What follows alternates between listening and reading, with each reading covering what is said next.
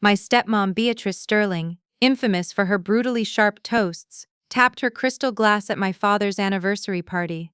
"A toast," she announced, her smile a predatory slash. "To my brilliant son Preston, who continues to conquer the corporate world, and to Emily," she paused, letting the silence hang, "who reminds us that some women are simply destined to be supported. After all, you'll always be nothing without a man to give you a last name and a bank account." The wave of polite, cruel laughter was a physical force, pushing the air from my lungs. My own father, Marcus, stood beside her, his smile tight, the silent, cowardly king of his own gilded cage.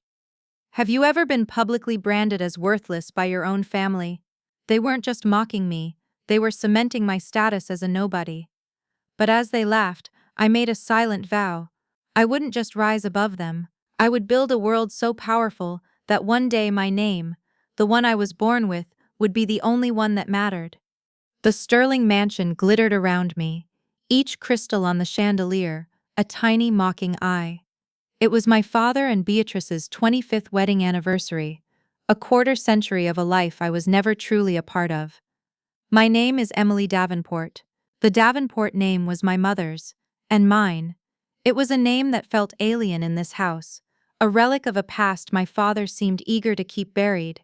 Here, I was just Emily, the awkward appendage to the perfect Sterling family unit, the ghost at the feast. I'd chosen a simple navy blue dress, one I thought was elegant, but under the golden light of the ballroom, it felt plain, a drab uniform marking me as an outsider.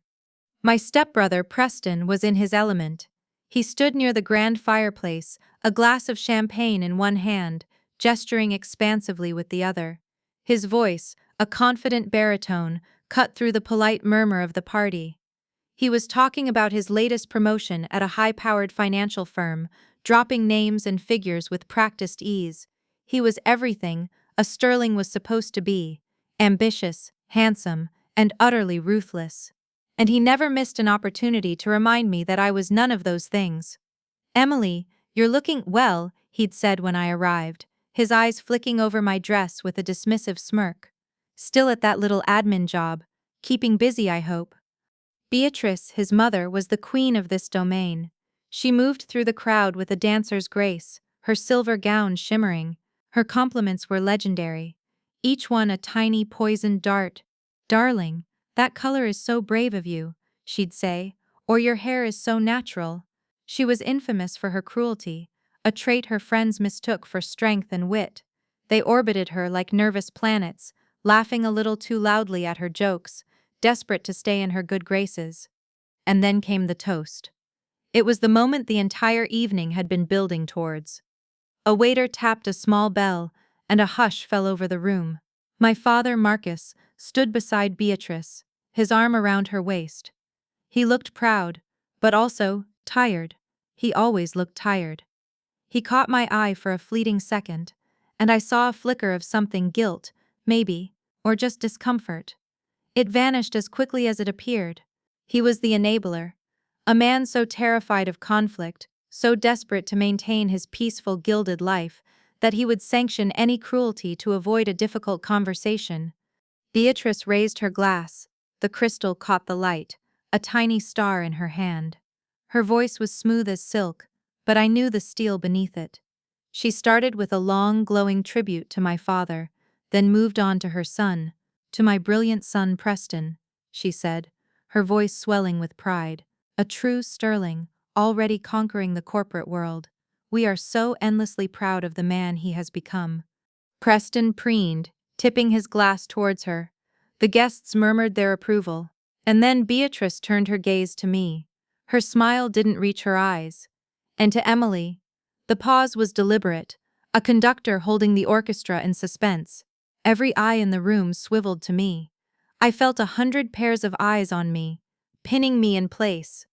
I wanted to shrink, to disappear into the wallpaper. Who reminds us that some women are simply destined to be supported? After all, she delivered the final blow with surgical precision.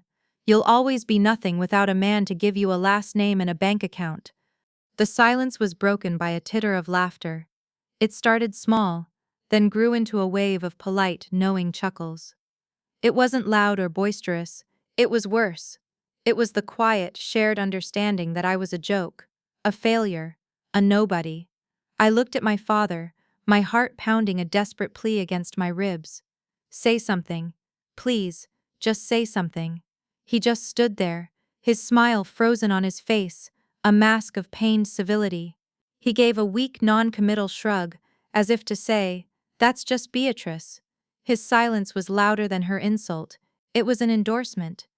Across the room, standing near a towering floral arrangement, was Mrs. Eleanor Ramsay. She was my mother's oldest and dearest friend, a woman of quiet dignity who only attended these events out of a lingering pained loyalty to my father. She was the neutral observer of my slow-motion train wreck of a life. She wasn't laughing. Her mouth was set in a thin, hard line, and her eyes, when they met mine, were filled with a cold, righteous fury on my behalf. But beneath the anger, there was pity, and that pity was the final crack in my composure. It was the confirmation that I was exactly what they thought I was, an object of sorrow, a problem with no solution. I couldn't breathe.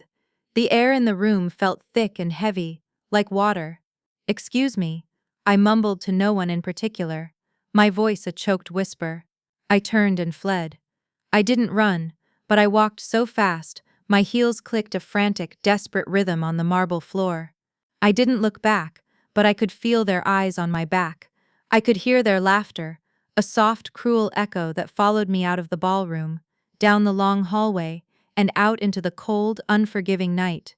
This wasn't just a moment of humiliation, it was a final verdict, a branding. And as I sat in my car, the engine off, the silence ringing in my ears, I knew it was also a declaration of war. They had written me off as a footnote in their story. Fine. I would write my own book, and they would not be in it. The week after the party was a living nightmare. Beatrice's words played on a loop in my head, a soundtrack to my dull gray life. I'd go to my pointless administrative job, stare at spreadsheets until my eyes blurred, and hear her voice, "You'll always be nothing, nothing, nothing." The shame was a physical thing, a heavy cloak I couldn't take off. It made my chest ache. It made it hard to eat. I felt small, insignificant, exactly as she'd intended. My father called once, his voice full of false cheerfulness. "Just checking in, kiddo. It was a great party, wasn't it?" I couldn't speak. I just mumbled that I was busy and hung up, the hypocrisy of his words making me sick to my stomach. He hadn't called to apologize. He'd called to pretend it never happened, to smooth over the cracks in his perfect world. I knew I needed to get away, to reconnect with something real, something that wasn't tainted by the Sterling name. On Saturday, I drove 2 hours out of the city to my grandmother's house. She had passed away a few years ago, but the house was still in the family, a quiet, dusty sanctuary filled with memories of a life before Beatrice. I told my father I was helping clear out the attic, a task he was always happy to delegate. The attic was hot and stuffy, smelling of old wood and forgotten things. It was filled with boxes, each one a time capsule. I was looking for anything, a photograph, a letter, a piece of my mother, Catherine Davenport, that I could hold on to. She was a brilliant chemical engineer who had passed away when I was a teenager, a bright light extinguished far too soon. I had memories of her, of course, but they were fading, blurred by time and overshadowed by the cold efficiency of my stepmother. I knew she was smart, but my father rarely spoke of her work. It was as if her entire identity had been reduced to Marcus's first wife. In the far corner, under a dusty canvas sheet, I found it, a heavy dark green metal footlocker with a tarnished brass latch. It was locked. I had no idea where a key might be, so I went to the garage and came back with a crowbar. It felt wrong, like a violation, but I had to know what was inside. The lock groaned and then snapped with a loud crack that echoed in the silent attic. I lifted the heavy lid. I was expecting photo albums, old jewelry, maybe some of my mother's favorite books. What I found stole my breath away. It wasn't a box of memories, it was an arsenal. Inside, there were no sentimental keepsakes. There were professional binders, meticulously organized and labeled, polymer compound studies, market analysis, sustainable packaging, business plan, Phoenix materials. There were stacks of technical notebooks filled with complex chemical formulas and diagrams, all in my mother's elegant, precise handwriting. And there were patents, official, stamped documents from the U.S. Patent and Trademark Office, all bearing her name, Catherine Davenport. She had been developing a revolutionary formula for biodegradable plastics, a material that could break down harmlessly in soil. She was years ahead of her time. The world was only now starting to talk about this kind of technology, and my mother had been working on it in secret over 2 decades ago. Taped to the inside of the lid was a thick manila envelope with my name, Emily, written on it. My hands trembled as I opened it. Inside was a letter and 2 small official-looking booklets. I read the letter first. Her words felt like a direct conversation, a voice from the past speaking right to me. She explained that this work was her life's passion, a dream she'd put on hold to raise a family, but had always intended to return to. "I never wanted to choose between my work and you, my darling," she wrote. "I thought I could have it all. But some dreams have to wait." Then she told me about the booklets. One was a bank book for a savings account, the other a stock portfolio statement. She had maintained a separate investment account from before she even met my father, an inheritance from her own parents that she had carefully managed. She wanted me to have it, free and clear of any sterling influence. I looked at the statement. The total value was just shy of $50,000. It wasn't a fortune, not by sterling standards, but it wasn't just money. It was a seed. It was freedom. It was a chance. I read the final lines of her letter through a blur of tears. "Never let anyone tell you your mind isn't your greatest asset, Emily. Don't let them make you small. Go build something beautiful. Build something that lasts." I sat there in the dusty, quiet attic, the letter in my hand, surrounded by the evidence of my mother's hidden genius. The shame and humiliation that Beatrice had inflicted on me began to recede, replaced by a surge of something new. It was a cold, clear, powerful purpose. This wasn't just a box of old papers. It was a complete startup kit, a legacy handed to me from beyond the grave. My mother had given me a blueprint, Phoenix materials. The name felt right, something rising from the ashes, my ashes, her ashes. It was perfect. I closed the footlocker, my decision made. I wasn't just Emily Davenport, the worthless stepdaughter anymore. I was the inheritor of a legacy, and I was about to build an empire. The drive back to the city was different. I wasn't running from something anymore. I was driving toward it. The $50,000 felt like $1,000,000. The business plan felt like a sacred text. Beatrice's voice was still in my head, but it wasn't a torment anymore. It was fuel. On Monday morning, I walked into my office, typed up my 2 weeks' notice, and handed it to my bewildered manager. I didn't have another job lined up. I had a mission. The first few weeks were a whirlwind of activity. I cashed out my mother's investments, the bank teller looking at me with suspicion as I transferred the funds into a new business account under the name Phoenix Materials LLC. I rented a small, windowless lab space in an industrial park on the outskirts of the city. It smelled of ozone and dust, but to me it was a palace. My life shrank. My world became the 4 walls of my tiny rundown apartment and the sterile white walls of the lab. The tangible struggle was immediate and brutal. I dedicated every waking moment to resurrecting my mother's work. Her notebooks were my guide, but they were 2 decades old. I had to bridge the gap between her theories and modern technology. I enrolled in online courses in polymer science and business management, my laptop screen a constant glowing companion late into the night. I'd fall asleep with chemical equations dancing in my head and wake up with a new idea to test.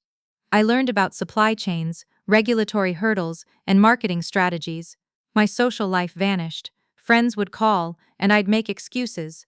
I couldn't tell them I was spending 18 hours a day trying to create a biodegradable plastic in a glorified garage. They wouldn't understand. And I certainly couldn't tell my family.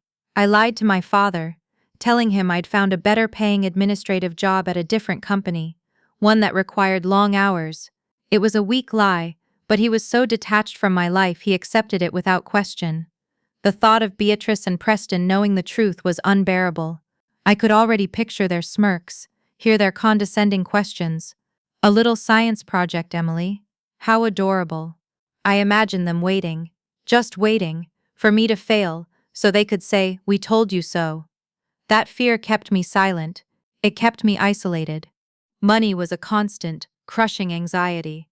The $50,000 that had seemed like a fortune was draining away at a terrifying speed. Lab equipment was expensive. Raw materials were expensive.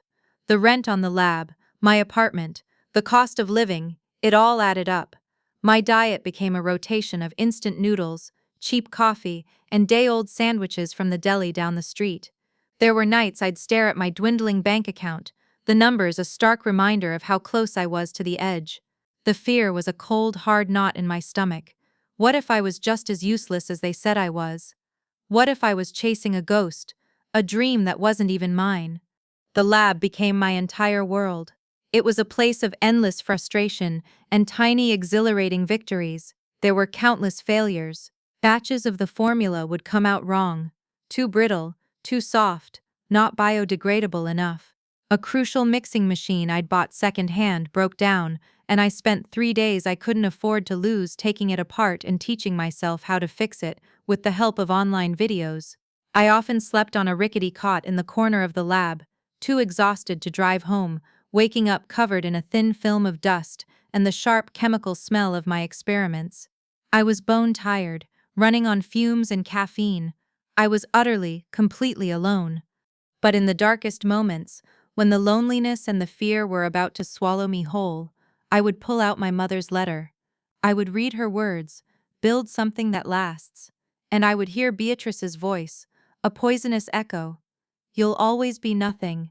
The two voices battled in my mind, but my mother's was a quiet strength, while Beatrice's was a loud, ugly goad. It was the fuel. It was the anger that pushed me through one more failed experiment, one more sleepless night. This was more than a business. It was a refusal. A refusal to be the person they said I was. It was a fight for my own survival, for my own worth, in a world that had already written me off. I would not fail. I couldn't. After nearly a year of relentless work, a year of solitude and struggle, I finally did it. It happened on a Tuesday, at 3 in the morning. I ran the final tests on batch 284. It was perfect. The material was strong, flexible, and when I subjected it to the accelerated decomposition test, it broke down exactly as my mother's theories had predicted. It was stable. It was viable. It was real. I sank to the floor of the lab, laughing and crying at the same time, a wave of relief so profound it almost buckled my knees. I had done it. I had brought my mother's dream to life. But my elation was short-lived. A quick look at my bank account brought me crashing back to reality. I had less than $2,000 left. I had a revolutionary product, but I had no money to produce it, no way to market it, no path to get it into the world. I had climbed the mountain, only to find myself stranded at the peak. I needed a real investor, not just money, but someone with industry clout, someone who could open doors that were welded shut to a no-name founder like me. My research became obsessive. I pored over business journals and financial reports, looking for the right fit. And then I found him, Julian Croft. He was a legend, a ghost in the manufacturing world. Decades ago, he had inherited Croft Industries, a massive family business, and had run it into the ground, losing everything in a hostile takeover. The story was that he failed to adapt, that he was too arrogant to see the changing tides of the industry. After his spectacular failure, he'd become a reclusive, private investor, known for being ruthless, brilliant, and incredibly selective. They called him a shark. But I didn't see a shark. I saw a man who understood failure. I saw a kindred spirit. Getting a meeting with Julian Croft was like trying to book an audience with the Pope. His office didn't have a listed phone number. He didn't answer emails. I spent weeks trying every angle I could think of. I finally found a connection through a professor from one of my online courses who had once years ago worked with Croft's firm. He agreed to pass on my business plan, with no promises. I waited for 2 agonizing weeks, nothing. I was about to give up, to admit defeat, when I got an email from a sterile, anonymous address. It contained only a date, a time, and an address in the city's financial district. You have 20 minutes, it said. I spent the next 48 hours preparing. I barely slept. I rehearsed my pitch in front of my bathroom mirror until I was hoarse. I put together a sleek, professional presentation, a stark contrast to my own frayed nerves. I used the last of my money to buy a simple, professional suit. When the day came, I walked into the Croft Enterprises building, a sleek tower of glass and steel that screamed power. His office was on the top floor. It was a stark, minimalist space with a breathtaking view of the city. Julian Croft sat behind a massive desk, a man in his late 60s, with sharp, intelligent eyes and a face etched with the lines of past battles. He didn't stand up. He just gestured to the chair opposite him. "The clock is ticking, Miss Davenport," he said, his voice a low, gravelly rasp. My heart was hammering, but I took a deep breath and began. I didn't start with projections or marketing. I started with the science. I laid out my mother's original patents, my updated formula, the data from my successful tests. I spoke with a passion and confidence I didn't know I possessed. For 15 minutes, he just listened, his expression impassive, almost bored. I felt my hope beginning to dwindle. I was losing him. Then I mentioned my mother's name, Catherine Davenport. His eyes sharpened, a flicker of recognition. "Catherine Davenport," he said, the name sounding strange in his mouth. "I remember her. She published some papers back in the 80s. Brilliant work, way ahead of its time. I always wondered what happened to her." "She put her work on hold to raise me," I said quietly. He leaned back in his chair, studying me for a long, uncomfortable moment. The air in the room shifted. This wasn't just a pitch anymore. It was something else. "Let me tell you a story, Miss Davenport," he said, his voice dropping. "I was your age when I inherited my father's company. It was an empire, and I was arrogant. I was a prince who thought he was a king. I thought the old ways were good enough. I didn't listen to people like your mother. I didn't innovate, and I drove a 100-year-old legacy straight into the ground. I lost everything. Not just the money, the name, the pride." His eyes were distant, looking at a ghost from his past. I saw the wound he carried, the failure that still defined him. He leaned forward, his gaze locking onto mine. "I see your mother's vision in this plan. And I see a hunger in you that I wish to God I'd had back then. I see a chance to build something that lasts." The intensity in his eyes was unnerving. This wasn't just business for him. It was personal. It was a chance at redemption. "But let me be perfectly clear. This isn't charity," he said, his voice turning hard as flint. "I am not a philanthropist. I am an investor who expects a return. I will provide the capital you need. I will open my network to you. In return, I want 40% of Phoenix Materials. You will have autonomy on the science, but on business strategy, you will report directly to me. And you will not fail. I will not mentor a failure." He was my wounded mentor. His support wasn't a gift. It was a contract, sealed by his own painful past. He wasn't just investing in my company. He was investing in a chance to see someone else succeed where he had failed. I looked him in the eye, my fear gone, replaced by a sense of absolute certainty. "You have a deal, Mr. Croft," I said. My voice didn't shake. I had found my ally, and his price was success. With Julian Croft's backing, everything changed. The first wire transfer that appeared in the Phoenix Materials bank account felt like a miracle. It was more money than I had ever seen in my life. But Julian's contribution was far more than just financial. He was a ruthless, brilliant strategist. He connected me with top-tier patent lawyers to secure my updated formulas. He introduced me to supply chain experts who could source our raw materials ethically and cost-effectively. He helped me hire a small, dedicated team of engineers and lab technicians. For the first time, I wasn't alone. Phoenix Materials moved out of the industrial park and into a proper facility, a state-of-the-art lab and office space that Julian's capital secured. The quiet, lonely grind was replaced by the busy hum of a real company. We started small, securing contracts with local businesses, replacing their traditional plastic packaging with our biodegradable alternative. The results spoke for themselves. Our material worked, and it was saving our clients money and disposal fees. Word began to spread. We were the small, innovative upstart, making waves in a stagnant industry. Then the big one came. A call from one of the largest beverage corporations in the world. They were launching a new line of eco-friendly bottled water and were looking for a truly sustainable packaging solution. They wanted to test Phoenix materials. It was a dream contract, the kind of opportunity that could transform us from a niche player into a global leader overnight. The stakes were astronomical. The initial meetings went better than I could have imagined. Their technical team was blown away by our data. Their marketing team loved the story of our company. We moved into final negotiations. I flew to their corporate headquarters, a gleaming skyscraper that made Julian's office look modest. I sat across a massive boardroom table from a team of sharp-suited executives.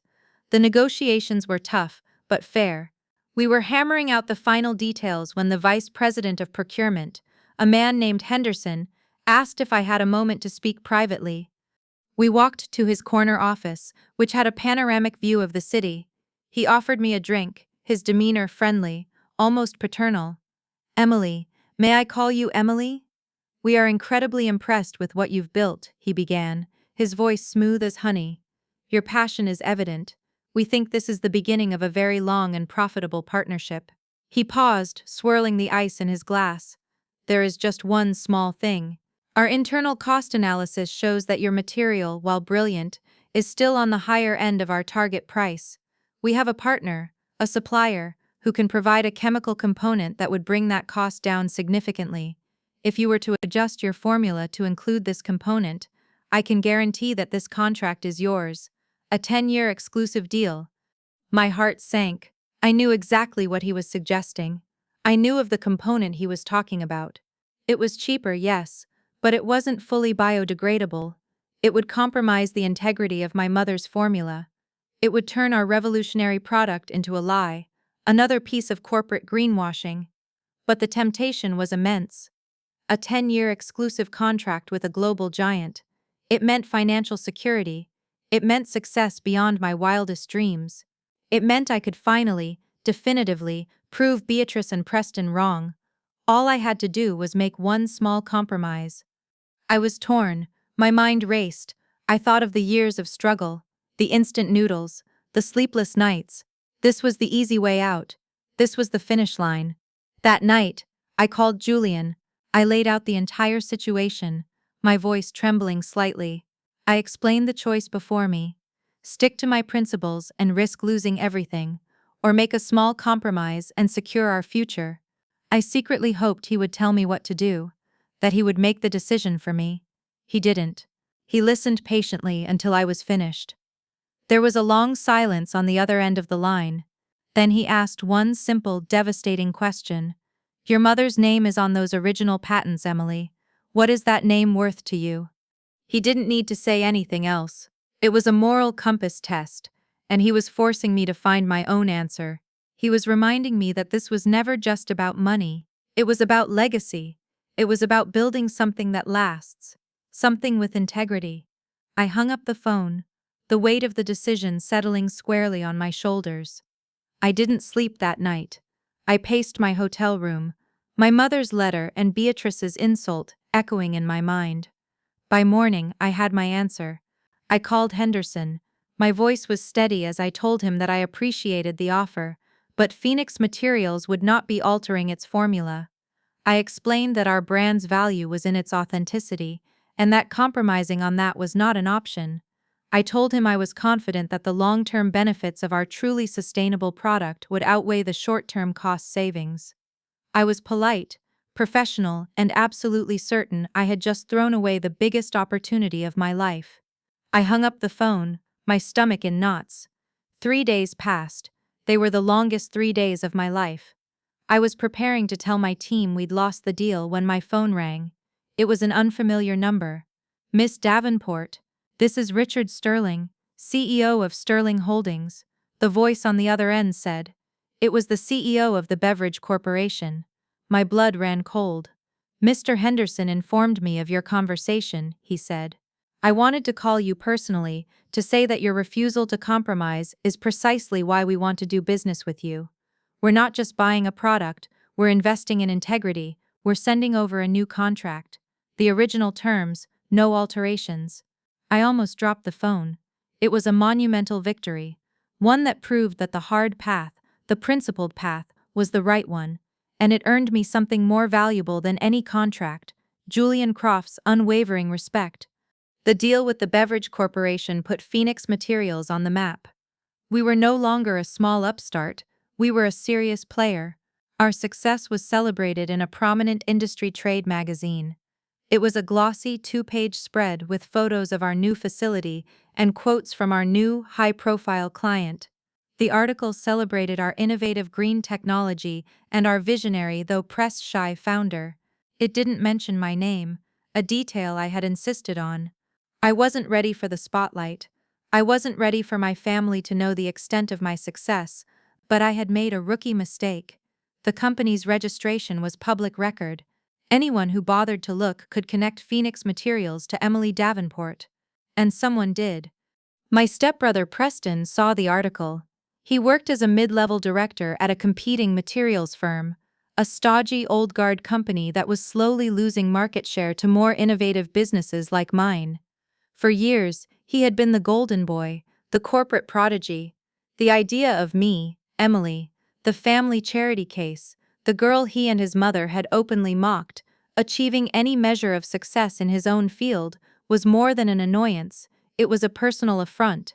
His deep-seated insecurity, the same insecurity that fueled his arrogance, couldn't tolerate it. It manifested as pure, unadulterated venom. He couldn't attack my success openly.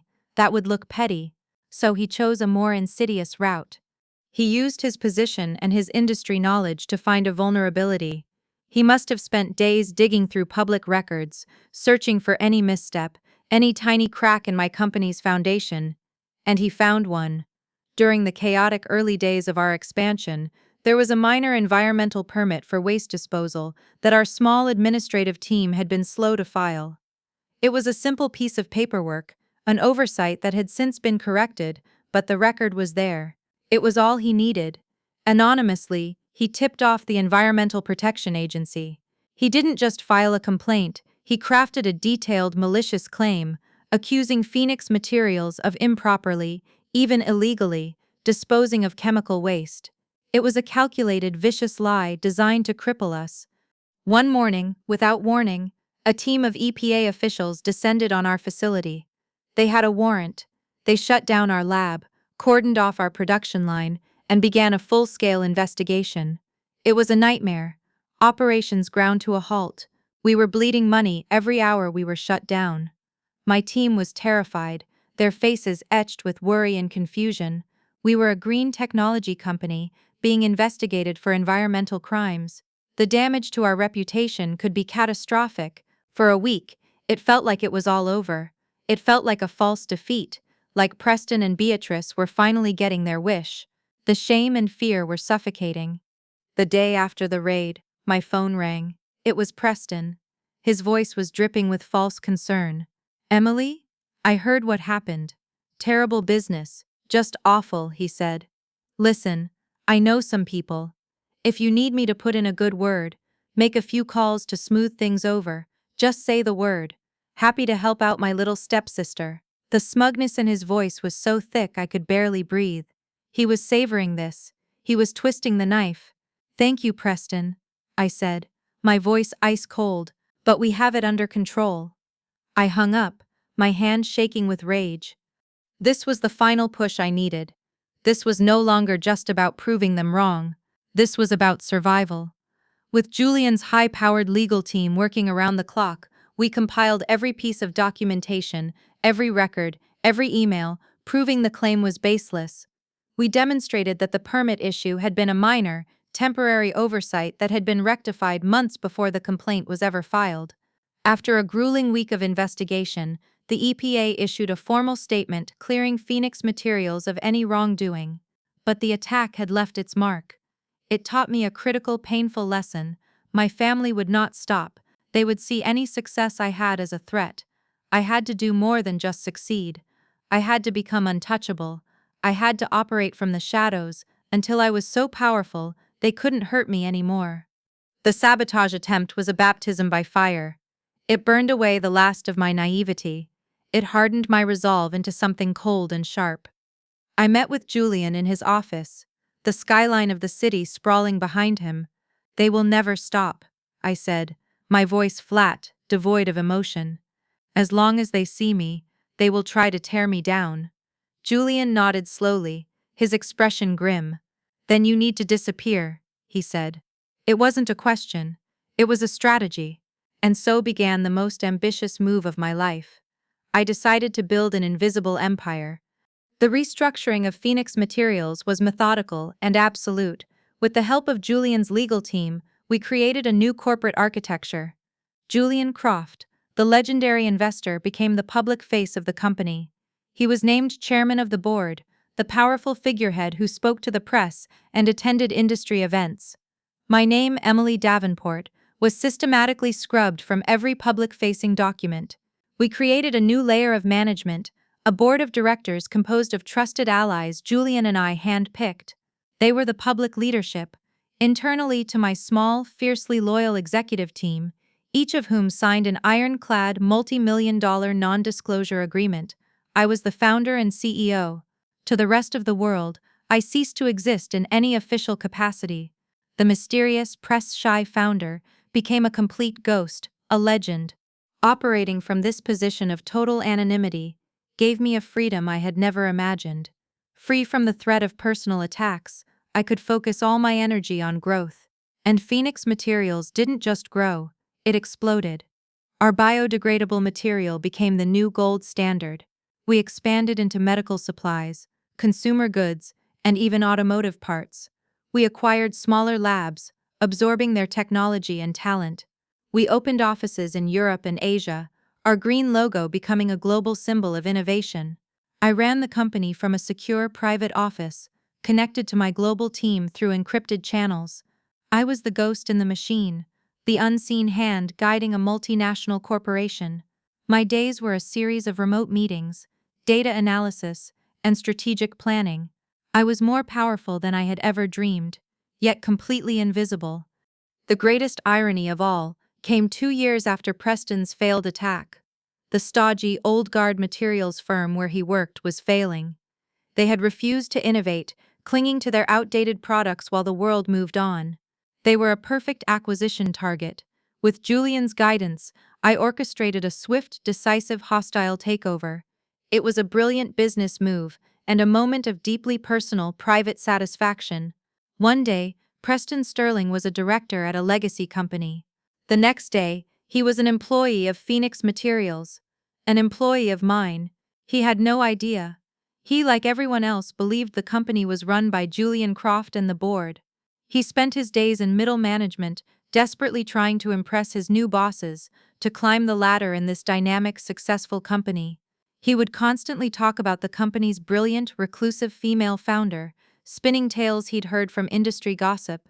"They say she's ruthless," he'd boast to his colleagues. "A true visionary, never been seen in public." He was trying to align himself with the legend, never knowing he was talking about the girl whose life he had tried to ruin. I would sometimes watch his quarterly presentations via a muted, one-way video link. I'd listen to him present his mediocre ideas with unearned confidence, and I would provide my feedback dispassionately through Julian. I held his entire career, his entire future, in the palm of my hand, and he never even knew I was in the room. I was a ghost, a legend, and a CEO, and I was finally safe. 2 years passed in a blur of silent, relentless growth. Phoenix Materials was an undisputed titan of the industry. My anonymity was absolute. My life was my work. It was a quiet, controlled, powerful existence. Then, one crisp autumn afternoon, a thick, cream-colored envelope arrived at my personal mailbox, a box I kept for the few pieces of mail that didn't go to the office. The return address made my blood run cold. The Sterling residence. It was an invitation to the annual Sterling Family Christmas Gala. The invitation itself was boilerplate, all elegant calligraphy and formal language, but tucked inside was a handwritten note on Beatrice's personal, monogrammed stationery. Her handwriting was a series of sharp, perfect loops, just like her smile. "Emily, darling," it began. The word darling, a tiny condescending barb.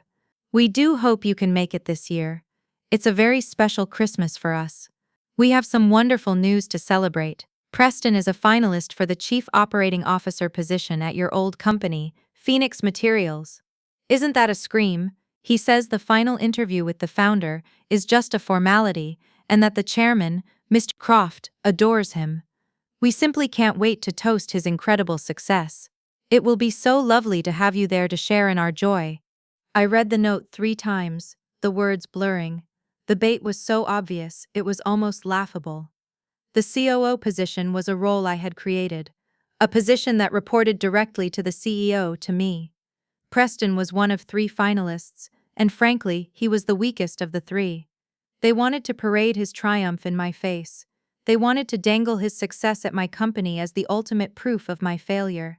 They wanted to watch me squirm as they toasted the son who had made it, while the forgotten stepdaughter watched from the sidelines. My first, visceral instinct was to tear the invitation and the note into 1,000 tiny pieces and set them on fire. I poured myself a glass of water, my hand shaking slightly. I needed to talk to someone who understood. I called Julian. I read him the note, my voice tight with a rage I thought I had buried long ago. He was silent for a moment on the other end of the line. Then he let out a low, soft chuckle. It wasn't a mocking sound. It was a sound of appreciation for the sheer, beautiful irony of it all. "They're still telling themselves the same story, Emily," he said, his voice laced with amusement. "The one where you're the nobody, and they're the stars of the show. They have no idea the stage they're on belongs to you." "I'm not going," I said immediately. "I'm not walking into that trap." "Is it a trap, Emily?" he asked, his voice turning serious. "Or is it an opportunity? You've built an empire in silence. You've become untouchable. They've lived in their comfortable little lie for years. Maybe it's time to make some noise. Maybe it's time for the truth." His words hit me like a physical blow. He was right. I had spent years building walls, making myself invisible to protect myself. But what was the point of all this power if I was still hiding? This wasn't a trap for me anymore. It was a stage. It was a stage I had built, board by board, from my own sweat and tears, and my mother's legacy, and it was time for my performance. I took a deep breath. "I'll RSVP yes," I said, a cold, calm certainty settling over me. The Sterling family Christmas gala was no longer their party, it was my final act. When I walked into the Sterling mansion on Christmas Eve, it felt like stepping onto a stage set for a play I knew by heart. The house was a glittering spectacle of red and gold, the air thick with the scent of pine and smug satisfaction. It was filled with the same faces, the same people who had smirked and chuckled at Beatrice's cruel toast all those years ago. But this time, I wasn't the nervous, awkward girl in the ill-fitting dress. I had chosen my costume carefully, a simple, impeccably tailored black dress. It wasn't flashy, it didn't scream money, it whispered power. I wore my hair pulled back, and my only jewelry was a pair of small diamond earrings my mother had left me. I walked in with a quiet confidence that felt utterly foreign and deeply satisfying. My composure immediately unsettled them. It wasn't the reaction they were expecting. They were anticipating the cowed, apologetic Emily. Instead, they got a woman who met their gaze without flinching. Beatrice glided over, her smile a thin, brittle line painted on her face. "Emily, you came," she said, her voice a little too bright. "How lovely." Preston was right behind her, clapping me on the shoulder with a touch that was meant to be familiar, but felt deeply condescending. "Emily, great of you to come," he boomed, his voice loud enough for half the room to hear. "Big night for me, you know. Finalizing the COO deal at Phoenix. The founder is a legend, a total shark. Apparently she eats people like me for breakfast. Good thing I'm a shark too." He winked, utterly pleased with himself. Beatrice circled me like a predator sizing up its prey. "So Emily, are you still keeping busy with that little science project of yours?" she asked, her tone dripping with false sweetness. It's more than a project now, I said, my voice calm and even. I gave her a small, polite smile and nothing more. My refusal to be drawn into her game, my quiet self-assurance, was throwing her off balance. I could see the flicker of confusion in her eyes. This wasn't going according to her script. From across the room, by the roaring fireplace, I saw Mrs. Ramsay, the neutral observer. She was watching me, her expression a mixture of curiosity and something else, something that looked like hope. She gave me a small, almost imperceptible nod. It was a tiny gesture, but it felt like a surge of strength. She was the jury, the one person in this room whose judgment mattered, and she was waiting to see what would happen. The tension in the room began to build, a low hum beneath the festive music. My father, Marcus the enabler, drifted over, looking deeply uncomfortable. "Emily, you look nice," he mumbled, avoiding my eyes. "Glad you're here. Preston is he's on top of the world." He was already managing my expectations, preparing me to be a gracious loser in the face of his son's triumph. The family and their closest friends gathered around the long, formal dining table. The table was set with the family's finest silver and china. It was a scene of perfect, opulent domesticity, but it felt like a courtroom. Just as the servers were about to bring out the first course, Preston held up his hand, a dramatic gesture for silence. "Before we eat," he declared, his chest puffed out with importance, "I have a call I need to take. It's the chairman of Phoenix Materials, Julian Croft. He wants to give me the official news." I figured, why not share the moment with my family? He smirked, looking directly at me, a glint of triumphant pity in his eyes. He placed his phone on the center of the table and tapped the screen, putting the call on speakerphone for the entire room to witness his coronation. The room fell completely silent. The only sound was the crackle of the fire and the frantic beating of my own heart. The curtain was about to rise. Julian's voice, crisp, clear, and authoritative, filled the silent dining room. It was a voice that commanded attention, and every person at that table leaned in, their eyes fixed on the small phone. "Preston, thank you for joining. Julian Croft here." Preston's grin widened. He shot a triumphant look at his mother, who beamed back at him with unrestrained pride. My father looked on with a weak, relieved smile. "The board and I have reviewed your final candidacy for the Chief Operating Officer position," Julian continued, his pacing perfect. The room was electric with anticipation. This was it, the moment of victory. "While your ambition is noted," Julian said, and I recognized the deliberate theatrical pause he used to build tension. It was a technique we had perfected in board meetings. "The final decision for this role rests, as always, solely with our founder. She has followed your career for some time now, particularly your time at your previous firm." I saw a flicker of confusion on Preston's face at the mention of his old company, but it vanished as quickly as it came. He was too high on his own impending success to catch the warning. She felt it was only appropriate, Julian's voice boomed from the speaker, that she deliver the final verdict herself. "In fact, she's on the line right now." A beat of pure, unadulterated silence hung in the air. It was so quiet I could hear the faint buzz of the refrigerator from the kitchen. Preston's smile faltered. He looked from the phone to Julian's name on the screen, a crease of confusion forming between his eyebrows. And then, a new voice joined the call. My voice, calm, clear, and cold as ice. "Hello, Preston." The effect was seismic. It was like a switch had been flipped, plunging the entire room into a state of suspended animation. Preston's face, which had been flushed with triumph, collapsed. The color drained from his cheeks, leaving behind a pasty, sickly white. His mouth opened and closed silently, like a fish gasping for air. He stared at me, his eyes wide with a dawning, horrified comprehension, then looked back at the phone as if it had betrayed him. Beatrice's jaw literally unhinged. Her perfectly applied red lipstick now framed a black hole of shock. The champagne glass in her hand trembled, a tiny frantic vibration. My father just froze. His wine glass was halfway to his lips, and he just stayed there, a statue of a man, his eyes locked on me. Before the dam of their shock could break, before a single word could be uttered, Julian's voice cut through the silence like a thunderclap, formal and booming. For everyone's clarity, the Board of Phoenix Materials would like to welcome our leader and visionary. On behalf of the founder herself, I give you our CEO, Ms. Emily Davenport.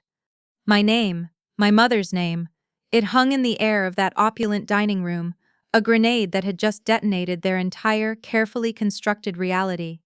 The sound of jaws dropping was almost audible. Beatrice turned a shade of white I had never seen on a living person. She looked like she was going to be sick. Preston stared at me, his expression a kaleidoscope of disbelief, rage, and utter humiliation.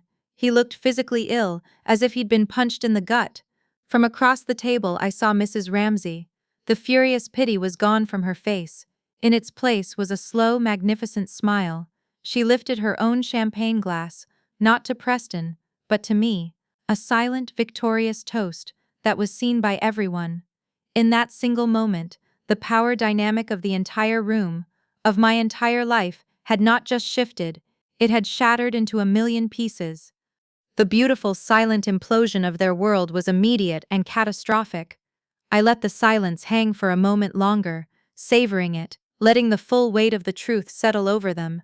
Then, I reached out and calmly disconnected the call. The silence that followed was even more profound. Preston was the first to find his voice, a choked, strangled sound. "No," he whispered. "No, that's a joke, it's a trick." I fixed my gaze on him, my expression unreadable. My voice, when I spoke, was level and devoid of all emotion. "It's not a trick, Preston," I said. "Your performance in the final interview was mediocre. But it was your attempt to sabotage my company with a false EPA claim 2 years ago that permanently disqualified you. That incident was noted in your personnel file the day Phoenix Materials acquired your former company. You will never have a place at my company. You're fired, effective immediately." His face crumpled. The last of his arrogance vanished, replaced by the raw, ugly face of his own failure. He had been so sure of his own cleverness, and in one sentence, I had stripped it all away. Then I turned to Beatrice. Her mask of cool, aristocratic superiority had completely crumbled, revealing the insecure, terrified woman who had always been hiding underneath. She was sputtering, trying to form words, her hands clutching the edge of the table. You can't," she stammered. "You were nothing. A nobody." "You were right about one thing, Beatrice," I said softly, letting my words land with quiet precision. "You told me I would be nothing without a man." I paused, then looked pointedly at my father. "And I couldn't have done it with a man, especially not one like my father, who stands by and watches while his family is cruel to his own daughter." The final blow landed.